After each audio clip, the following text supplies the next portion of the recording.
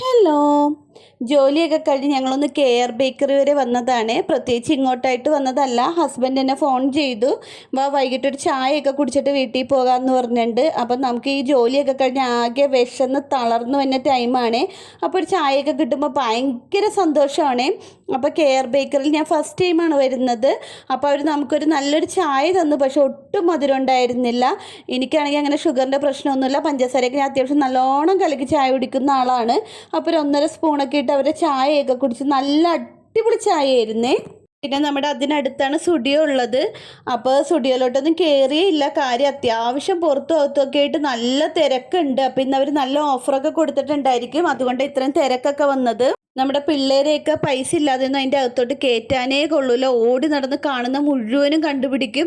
എന്നിട്ട് പിന്നെ മുഖം ഒന്നും തെളിയുന്നില്ല മേടിച്ചു കൊടുത്തില്ലെങ്കിൽ. അപ്പോൾ പൈസ ഇല്ല മോനെ പിന്നെ മേടിക്കാമെന്ന് പറഞ്ഞാലും ഓക്കെ അടിച്ചാലും മുഖത്ത് വലിയ സന്തോഷമൊന്നും ഉണ്ടാവില്ല. അപ്പോൾ ഇന്ന് ഇത്രയേ ഉള്ളൂ. Okay, by.